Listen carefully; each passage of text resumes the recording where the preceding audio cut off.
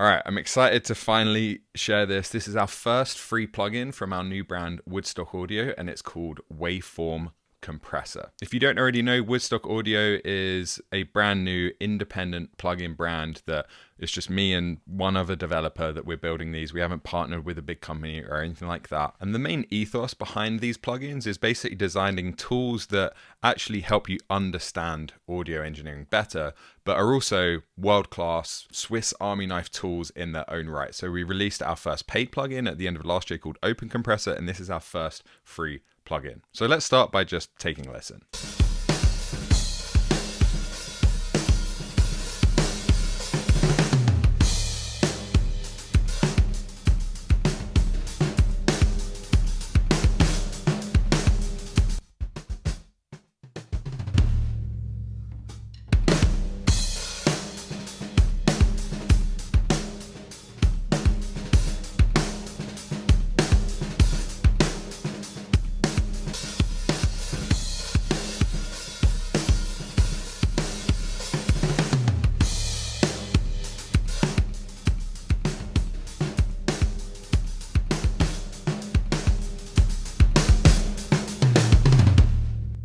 So as you can see, the idea behind this plugin is we can very clearly understand what the compressor is actually doing. We've got this before and after waveform here, which is pretty typical. I appreciate you've probably got a ton of compressors already, and a lot of DAWs have pretty decent stock compressors. Not all of them are this visual. Some of them are, some of them aren't. But this before and after waveform here, combined with the delta solo function that actually helps you hear the compression in isolation and hear the difference between the input and the output, means it kind of removes all doubt of trying to figure out, what is this compressor actually doing?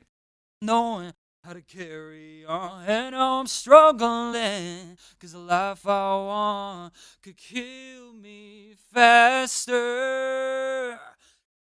So we can hear when the compressor's clamping down when we have that delta soloed. We can see it on this gain reduction line, and we can also see it in the before and after waveform. And when you adjust your threshold, you can also see that on your waveform, so you can figure out where you want to place your compression. So that's the first kind of collection of features. The other big feature on this is the optical mode. And when you switch to that optical mode, the attack and release time are disabled, because now this is emulating an LA2A style compressor. And what that means is the attack time is actually variable. It averages around 10 milliseconds, but if there hasn't been any gain reduction in a while, it will be a slower attack, because on these units, the light has to turn back on, the optical element has to turn back on, so it's a little bit slower. Whereas if there's lots of gain reduction happening, it's a little bit faster because that light's already on. So it's a variable attack, and it's also a variable release with multiple stages. And the last stage is really slow. So if you're absolutely slamming it, the release will be several seconds, but there will be a faster stage first. If we load up the compressor in regular mode, just go to our default, we'll be able to see the release line. And we can zoom in here to see it even better. We can make it really fast, or we can make it really slow, or in between. Now in optical mode, you'll see that it looks a little bit different.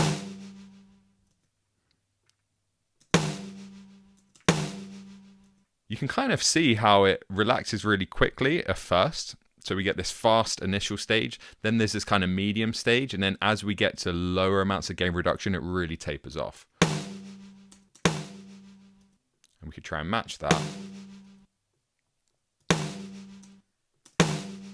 But we won't ever get quite there. So there's some stuff that's happening under the hood. So much to say, it emulates an LA2A, an optical compressor, and that sounds great on vocals, it sounds great on drums, and it's also great if you just want a simple compressor where you don't need to think about the attack and release time. You can just turn that on. And the cool thing here is you can still play around with the ratio and the knee. So if you want the sound of an LA2A compressor, but with a hard knee, you can do that. Or you can have an even softer knee. Play around with the ratio. When it's turned off, it's more like a VCA compressor. This would be a feed forward compressor that's using peak detection. So that's going to be extremely flexible and give us a wide range of controls, whereas optical is to get this kind of classic opto sound. A couple more quick things to mention. We've got a really wide range of settings, so it goes all the way down to 20 microseconds and up to 250 milliseconds. And our release can go from 25 all the way up to 5 1000 milliseconds or 5 seconds. So that's a really wide range of parameters to make this really flexible and usable on pretty much anything and in any scenario. We've also got high pass on the detector circuit. For example, if you're doing mixed bus compression and you want to ignore the kick drum.